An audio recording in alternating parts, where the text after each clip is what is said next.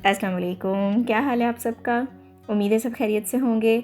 Shifting के बाद घर जो है वो थोड़ा सा अब चीज़ें जो वो ठिकाने पे आई हैं, तो इसलिए आज मैं जा रही हूँ। कुछ शॉपिंग वगैरह करनी थी। बहुत सारी ऐसी छोटी छोटी चीज़ें थी घर के इस्तेमाल की लेने वाली, और साथ में ग्रॉसरीज़ भी करने वाली थी। एक तो जो देसी स्टोर है उस पे जाएंगे, और दूसरा उसके करीब ही काफ़ी सारी और भी शॉप्स हैं। एक तरह से टाउन सेंटर ही है ये, तो वो भी सारा देखेंगे।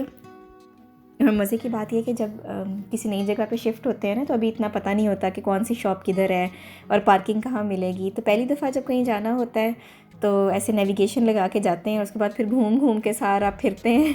फिर उसके बाद अंदाज़ा होता है कि अच्छा यहाँ यहाँ पे पार्किंग मिल सकती है, और कौन कौन सी शॉप्स जो हैं वो करीब हैं। तो हम आजकल क्या करते हैं कि बच्चों को स्कूल ड्रॉप करके तो मैं और मेरे हस्बैंड निकलते हैं और जाके देखते हैं कि कहाँ कहाँ पे कौन कौन सी चीज़ें हैं। बेसिकली मुझे विल्को से आज काफ़ी सारी चीज़ें लेनी थी, जैसे घर के इस्तेमाल के लिए होती है ना, डोर बेल वगैरह और फुट मैट्स वगैरह, इस तरह की चीज़ें लेने वाली थी। तो मैप पे हमने डाल के देखा तो है कि विल्को जो है इसके करीब करीब ही है। अब नेविगेशन लगाएंगे, साथ साथ ढूंढेंगे चीज़ें और देखेंगे कि इधर क्या कुछ है। तो मुझे उम्मीद है आपको आज की वीडियो अच्छी लगेगी। आज की वीडियो में जहाज़ आपको काफ़ी नज़र आएंगे, क्योंकि टाउन सेंटर के पास ही तकरीबन 3-4 माइल्स पे ही एयरपोर्ट है। तो बच्चे भी अगर साथ हों तो फिर बच्चे बहुत खुश होते हैं जहाज़ देख के। और गाड़ी में जाते हुए भी हमारी नज़र जो है वो बाहर होती है कि क्या क्या चीज़ें जो हैं वो हमारे घर के करीब हैं। तो हमें ये एक रेस्टोरेंट नज़र आया, टेस्ट ऑफ पाकिस्तान।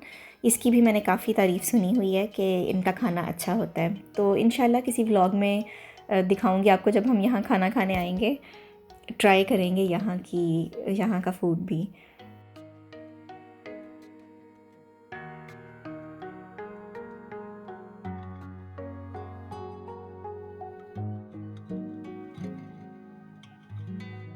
लंदन में एक चीज़ आके मुझे जो फ़ील होती है वो ये है कि जगह बेशक करीब करीब हैं, 2-3 माइल्स पे ही, लेकिन या तो ट्रैफिक बहुत ज़्यादा होती है या फिर स्पीड लिमिट जो है वो काफ़ी कम है। तो इस वजह से कहीं भी जाना हो तो आपको आधा घंटा तो आराम से लग जाता है जाने में। और जो ज़्यादा रश वाले एरियाज़ हैं, साउथ हॉल, टूटिंग वगैरह, ऐसी जगहों पे जाना हो तो फिर तो मेरा ख़्याल है कि अपनी गाड़ी की बजाय अगर बस पे जाएं तो वो ज़्यादा सही रहेगा। ज़्यादा जो बिज़ी एरियाज़ हैं उनमें पार्किंग मिलना भी जो है वो थोड़ा सा मुश्किल होता है।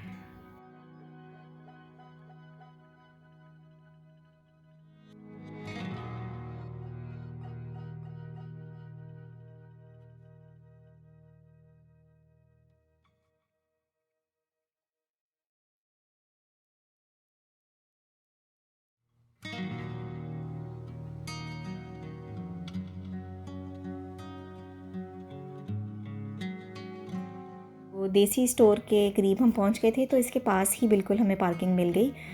इनका अपना कार पार्क एरिया था सारा, तो उधर हमने गाड़ी पार्क की, और यहाँ पे गाड़ी पार्क करके फिर अब हम आगे बाकी सारा एरिया जो है वो पैदल देखेंगे।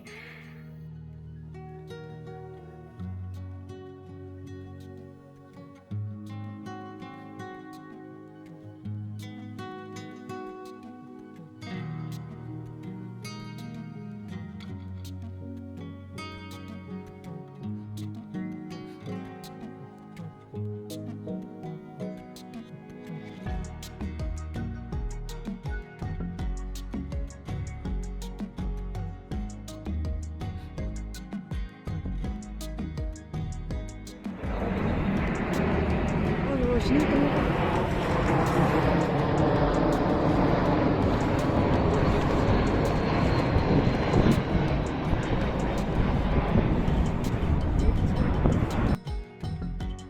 हर 2-3 मिनट के बाद कोई ना कोई जहाज़ गुज़रता है यहाँ से, तो काफ़ी शोर था इस एरिया में। अब हम गाड़ी की जो पार्किंग है वो लगाएंगे, और उसके बाद फिर हम नीचे जाते हैं, और जाके तो सारा एरिया जो है वो एक्सप्लोर करेंगे।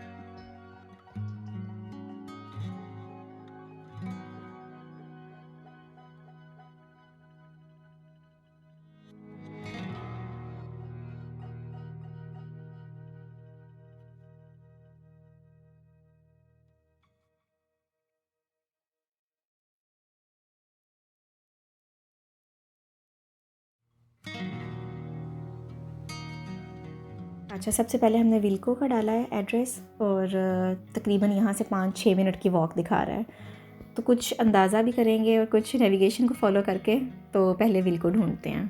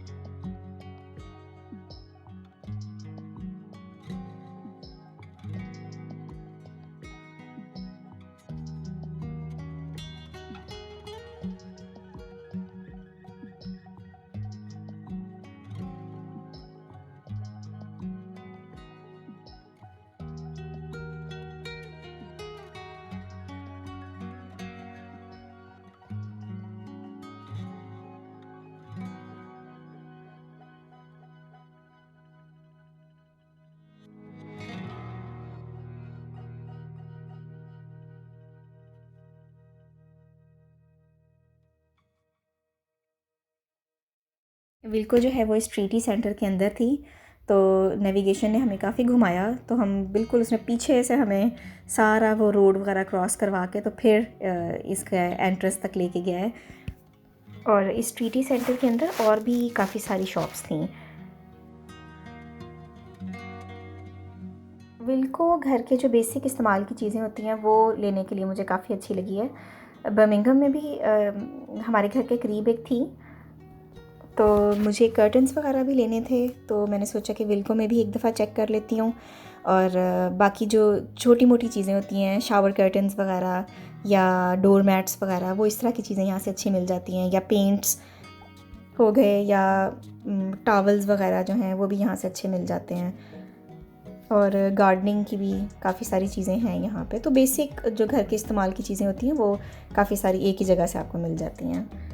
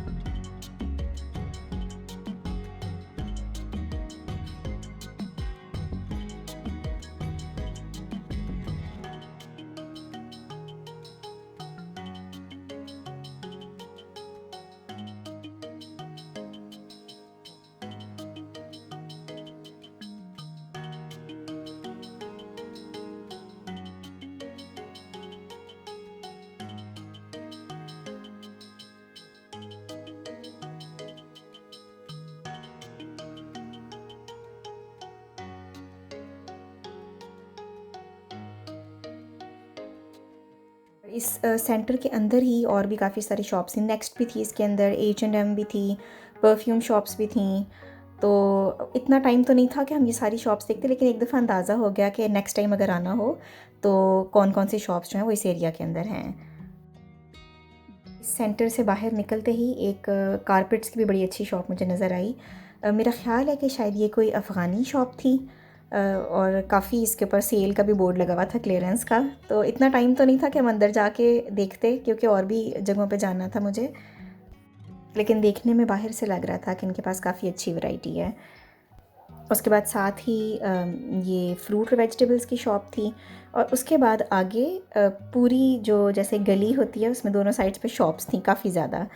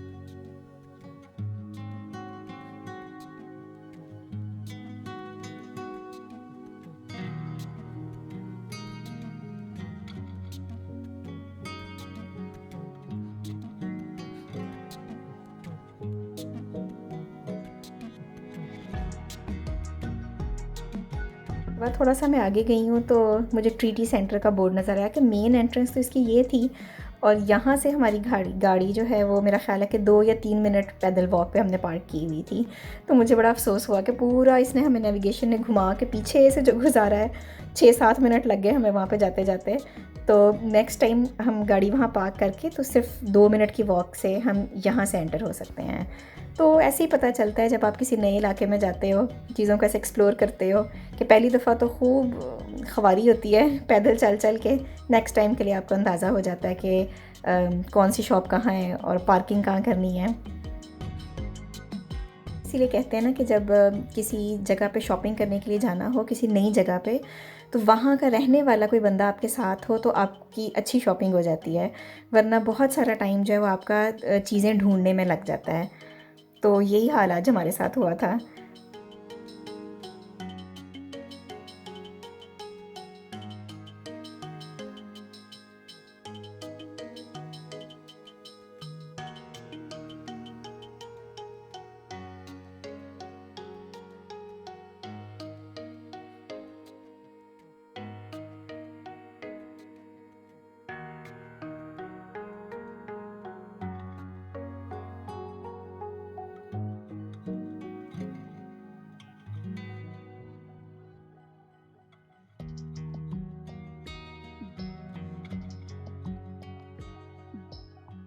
उसके बाद यहाँ एक और शॉप थी, नेचुरल वैली मेरा ख़्याल इसका नाम था। इसके अंदर भी काफ़ी सारी शॉप्स थी। छोटा सा सैलून भी था, और कुछ देसी कपड़े वगैरह भी मुझे नज़र आ रहे थे। और मुझे एक्साइटमेंट हुई कि मैं देखूँ कि जो सैलून है उसमें क्या क्या सर्विसेज हैं इनके पास, ताकि अगर ज़रूरत पड़े तो मुझे पता हो कि इस शॉप में है फैसिलिटी।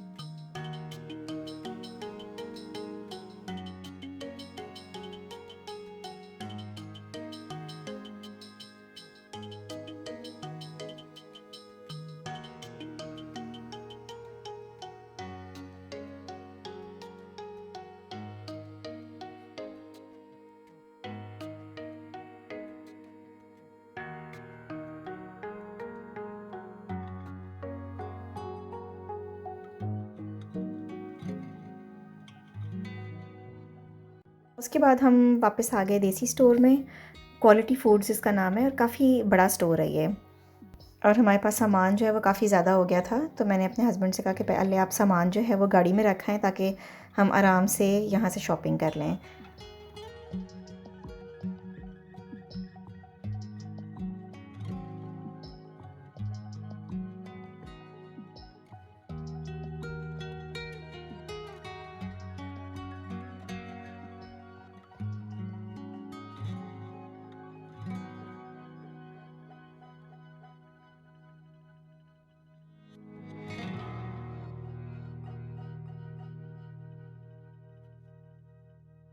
ये जो स्टोर है वो इंडियन स्टोर है। तो मैंने नोट किया कि जो पाकिस्तानी शॉप्स होती हैं उनमें सामान जो है वो थोड़ा उसमें पाकिस्तानी चीज़ें ज़्यादा मिल जाती हैं, और जो इंडियन स्टोर्स में उसमें इंडियन कंपनीज़ जो हैं उनका सामान जो है वो ज़्यादा होता है। और दूसरा जो चीज़ मैंने एक सुनी हुई थी कि बर्मिंघम में प्राइसेस जो हैं वो कम हैं ग्रॉसरीज़ की लंदन की निस्बत। तो मैं प्राइसेस भी साथ साथ देख रही थी कि कितना डिफरेंस है। ये जो स्टोर है वो इंडियन स्टोर है। तो मैंने नोट किया कि जो पाकिस्तानी शॉप्स होती हैं उनमें सामान जो है वो थोड़ा उसमें पाकिस्तानी चीज़ें ज़्यादा मिल जाती हैं, और जो इंडियन स्टोर्स में उसमें इंडियन कंपनीज़ जो हैं उनका सामान जो है वो ज़्यादा होता है। और दूसरा जो चीज़ मैंने एक सुनी हुई थी कि बर्मिंघम में प्राइसेस जो हैं वो कम हैं ग्रॉसरीज़ की लंदन की निस्बत। तो मैं प्राइसेस भी साथ साथ देख रही थी कि कितना डिफरेंस है। तो मुझे बहुत ज़्यादा फ़र्क नहीं लगा था, कुछ चीज़ों में कुछ पेनीज़ का फ़र्क था, लेकिन इतना ज़्यादा मुझे फ़र्क नहीं लगा जितना मैंने सुना हुआ था। और इस शॉप में काफ़ी वैरायटी थी सब्ज़ियों की और फलों की, और अच्छी फ़्रेश चीज़ें लग रही थीं। लेकिन जो चीज़ हम ढूँढ रहे थे वो हमें नहीं मिली। असल में हमें चाहिए थी टपाल दानेदार पत्ती, तो वो मैंने यहाँ पे पूरे स्टोर में देखी तो मुझे नहीं मिली। ज़्यादातर यहाँ पे चीज़ों के जो थे वो इंडियन ब्रांड्स थे, जैसे एवरीडे हो गया या नीडो वगैरह, वो भी मुझे नज़र नहीं आया था। तो मेरा ख़्याल है कि हमें कोई पाकिस्तानी शॉप भी ढूंढनी पड़ेगी इस तरह की चीज़ों के लिए। बाकी चावल और दालें और आटा वगैरह उसका तो इतना डिफरेंस नहीं होता, वो तो हम पहले भी इंडियन जो ब्रांड्स हैं उन्हीं का ही लेते हैं, जैसे TRS वगैरह है या एलिफेंट आटा है, तो वो तो मेरा ख़्याल है कि इंडियन ब्रांड्स ही हैं, तो वो हर जगह पे अवेलेबल होते हैं। लेकिन ये जो हमारी ख़ास पाकिस्तानी चीज़ें हैं वो पाकिस्तानी स्टोर से ही मिलेंगी।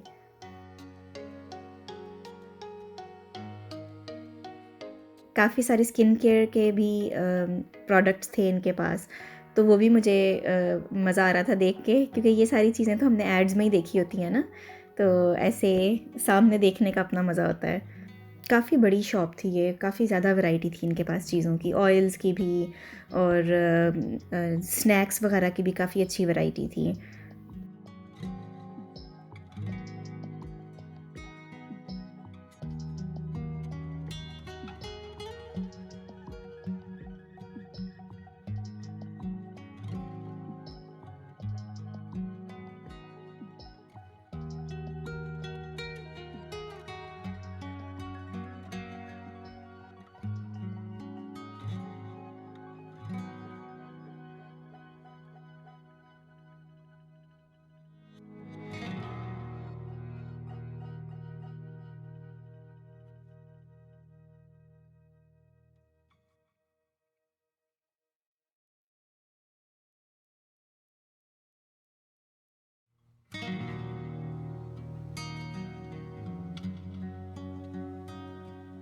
और मुझे ये साफ़ी भी नज़र आई। ये मुझे बताइएगा कमेंट्स में लिख के कि किस किस को इस चीज़ का पता है, क्योंकि हमारी अम्मी ने हमें बहुत पिलाई है बचपन में खून साफ़ करने के लिए। उसके बाद चावल वगैरह की भी काफ़ी अच्छी वैरायटी थी इनके पास, बहुत ज़्यादा किस्मों के इनके पास चावल पड़े हुए थे, लेकिन जो हम ढूंढ रहे थे वो हमें नहीं मिले। मैं यूज़ करती हूँ लैला बासमती के जो ब्लैक वाला पैक होता है वो यूज़ करती हूँ। तो लैला बासमती के और इनके पास काफ़ी सारे थे, ब्लू बैग भी था, रेड भी था, लेकिन ब्लैक नहीं था। तो ब्लैक क्योंकि मैंने पहले यूज़ किया हुआ था और वो अच्छे चावल होते हैं, तो इसलिए वो तो मुझे नज़र नहीं आया यहाँ पे। फिर चावल हमने नहीं लिए कि हम कोई और स्टोर देख लेंगे।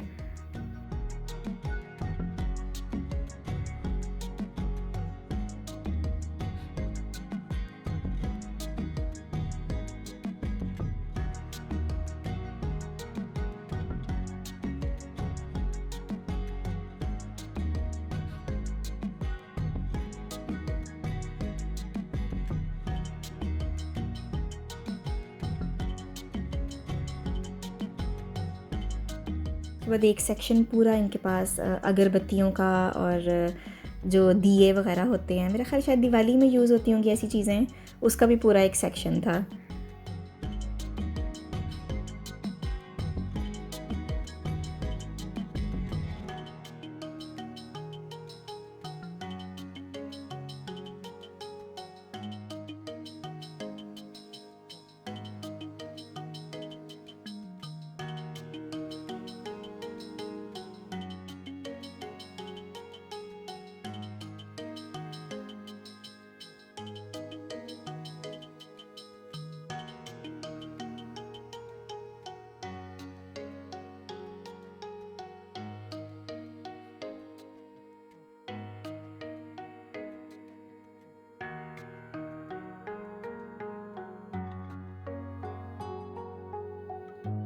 अच्छा, एक और चीज़ बड़ी मज़े की जो मुझे नज़र आई थी यहाँ पे, वो मैं आपको दिखाती हूँ।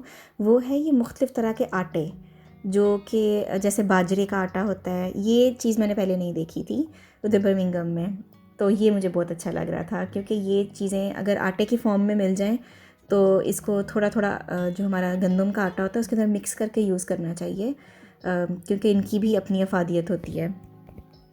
तो मेरा ख़्याल है कि तकरीबन हर चीज़ का ही आटा था इनके पास। चावल का आटा भी था, रेड राइस फ्लावर भी था, बाजरा का, मकई, और इसके अलावा दाल का भी आटा जो है वो पाउडर फॉर्म में दालें भी थीं। तो ये चीज़ मुझे बहुत अच्छी लगी थी।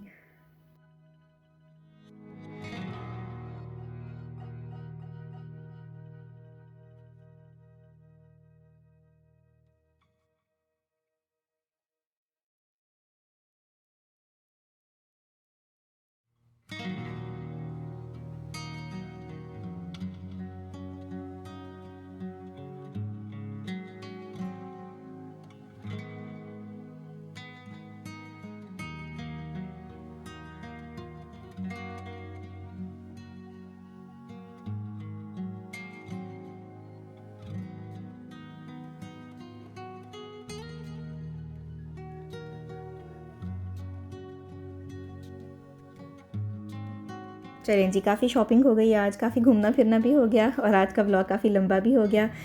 बहुत सारे लोग रिक्वेस्ट करते हैं कि आप जिस इलाके में मूव हुए हैं वो इलाका हमें दिखाएं, और जो शॉप्स वगैरह हैं, ख़ास तौर पे जो मेरी जर्मनी की फ्रेंड्स हैं उनकी तरफ से ये रिक्वेस्ट होती है। तो मुझे उम्मीद है कि आज आपने अच्छी तरह हमारे साथ देख लिया होगा ये सारा इलाका। नेक्स्ट वीडियो में इंशाल्लाह हम कोई और इलाका एक्सप्लोर करेंगे। अगर आपको इस टाइप की वीडियोस अच्छी लग रही हैं तो मुझे कमेंट्स में लिख के ज़रूर बताइएगा। नेक्स्ट वीडियो तक के लिए इजाज़त दीजिए। अल्लाह हाफिज़।